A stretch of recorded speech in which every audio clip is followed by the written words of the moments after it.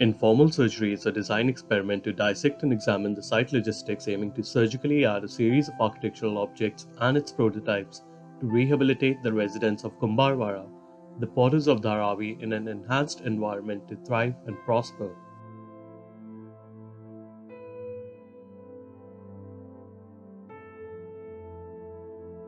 According to the United Nations 2014 World Urbanization Prospects Report, 66% of the world's population will live in cities by 2050. Most urbanization will occur in Africa and Asia, with India, China, and Nigeria alone accounting for one-third of all urban population growth. As the world rapidly urbanizes, the livelihoods, health, and safety of the residents living in informal settlements remain at risk. These residents lack formal property rights and access to vital infrastructure and services.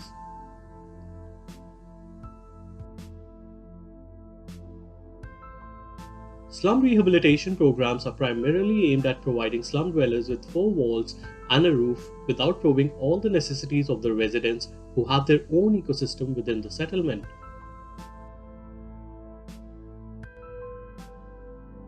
These programs provide houses in the same location where slums were situated, but the temporary accommodation during construction period is provided at distant places. This plays havoc with their occupational establishment, which is hybridized in their settlement.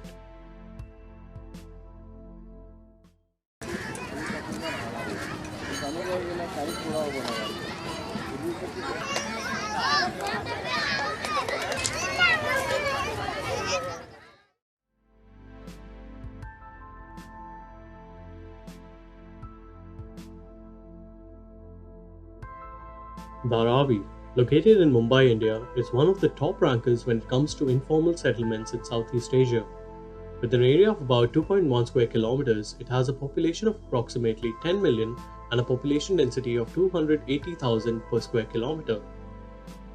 Dharavi has an active informal economy that comprises of industries such as leather, textiles, and pottery products. The total annual turnover has been estimated at over $1 billion.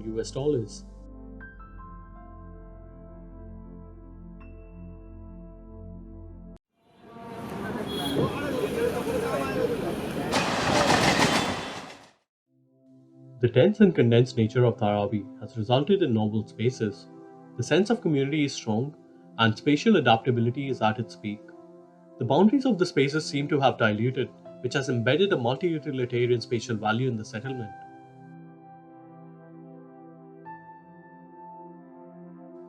From the 17th century till the 19th century, Dharavi was a small-scale fishing village which dramatically transformed during British colonization.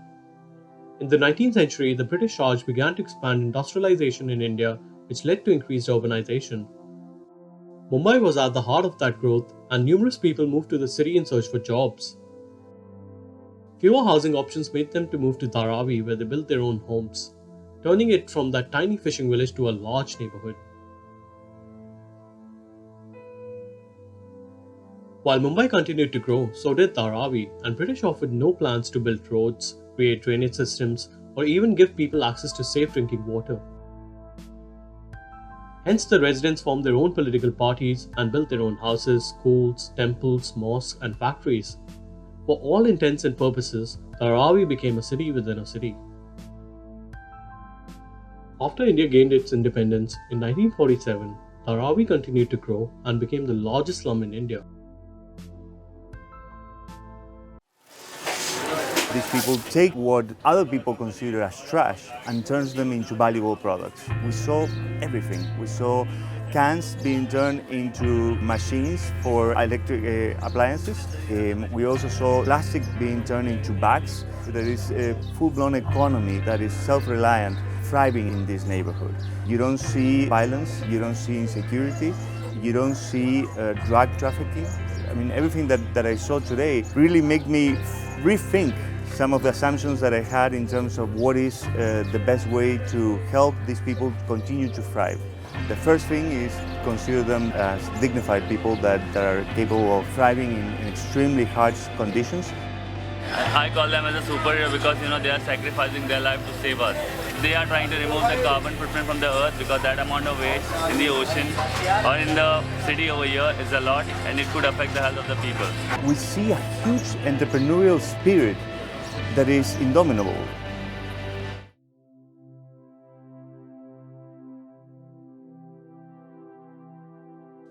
A multitude of proposals to redevelop Dharavi by the state have perpetually been unsuccessful due to innumerable socio-political reasons.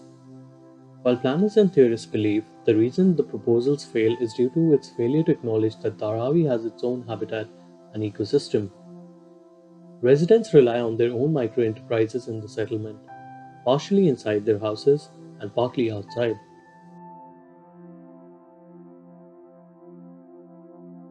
The proposals are unsuccessful as they neglect Dharavi's existing habitat and envisage to erase and replace it with a dysfunctional alternative.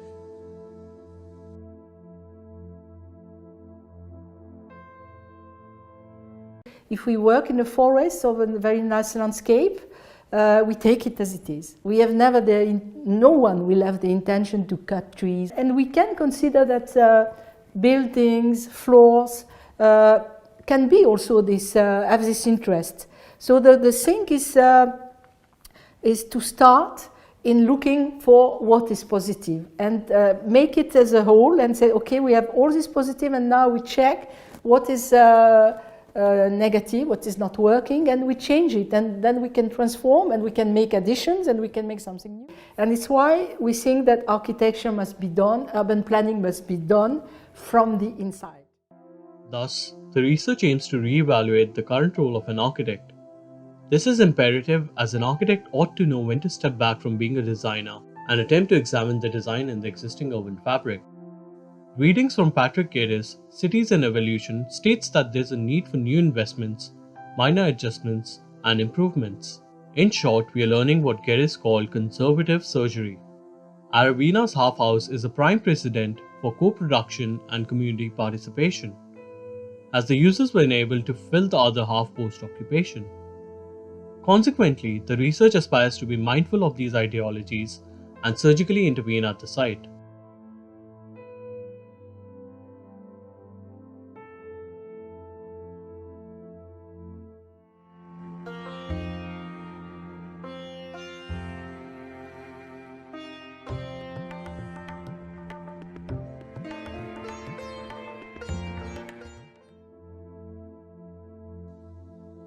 Kumbharwada, spread over an area of approximately 50,000 square meters, is the Potters Colony in Dharavi.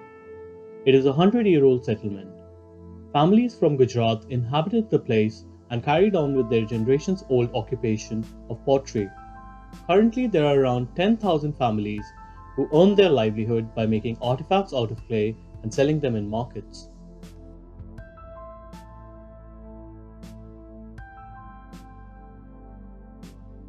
The ground floor of the houses is used as their workstation, and the upper floor is used for residential purposes. The aim of the research is to address the three S's identified at site post-examination, that are space, sanitation, and smoke. The residents tend to add additional floors as the family expands or when supplemental workspace is required. Hence, the incremental principles at site form the basis for the formulation of rules for rehabilitation. The residents also have an acute shortage of sanitation facilities, such that one toilet serves the requirement of approximately 500 people. Furthermore, residents tolerate the dreadful smoke that emerges out of the kilns that they have built near their homes. Unfortunately, the same space is their primary communal and social space. Keeping the current density, this research endeavors to make rules to surgically intervene at the site. Firstly, maintaining the individual plot boundaries.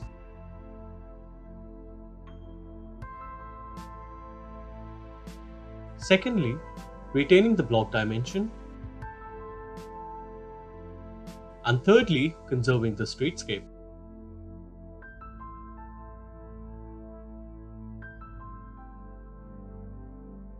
The research operates on 4 blocks in the site. Eventually, the operation could be used as a base model to intervene in the entire site. The process initiates with identifying the dilapidated and temporary structures to then perform surgical urban insertions. An architectural object is surgically added to provide sanitation facility in the block for the residents by replacing two identified units. While the framework of the object is designed to facilitate sanitation, the spaces can be customized by the residents through their own colors, textures, and patterns.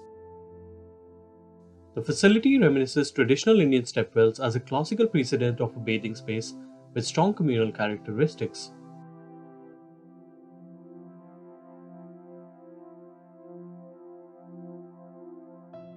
An eager endeavour is made to not merely address the issues at the site, but to formulate an environment that the residents rejoice and relish.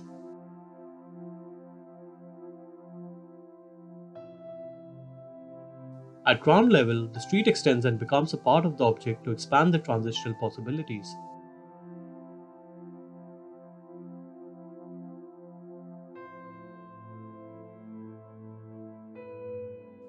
The second surgical insertion is an object that facilitates 3 residential units and working spaces. An operation on the existing dilapidated unit is conducted to inject the residential facilities. The inhabitants are envisaged to bring the object to life through their distinguished colors, textures, and spaces. The proposed residential unit recalls traditional Indian Havelis with embedded courtyards. This is done to translate its qualities at site.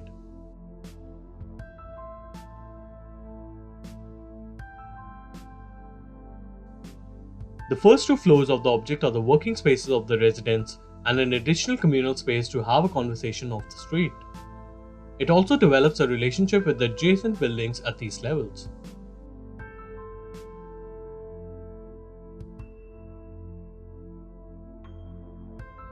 An individual unit is 6 meters high and follows the examined incremental principles at the site.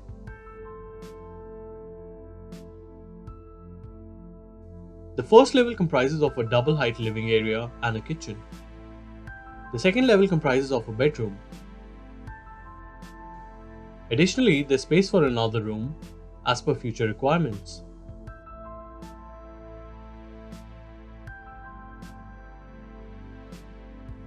The aim for the proposed stairwell is to expand the transitional qualities and incorporate a sense of community observed in traditional Indian Havelis.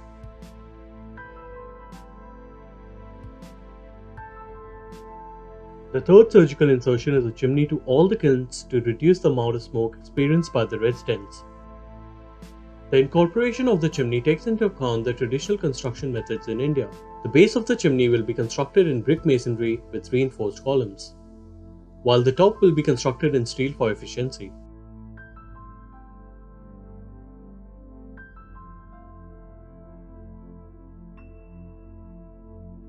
As 2 dilapidated units are replaced with a sanitation facility, and 2 units are replaced with an architectural object comprising a space for 3 residential units each, 1 dilapidated unit can be given back to the residents as a public space. This surgical operation is to relieve the stress in the individual blocks in the fabric by planting a communal space in the place of an obsolete residential unit. This intervention reminisces Baithak, a community gathering event where people share and discuss ideas, issues, learnings, and teachings.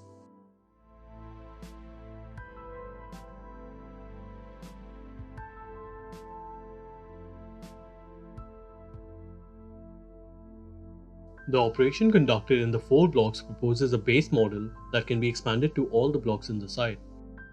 The research culminates with an intermediate alternative between the existing and the state's proposal through a series of surgical operations in Kumbharwada in order to provide the residents with an upgraded environment to thrive and prosper.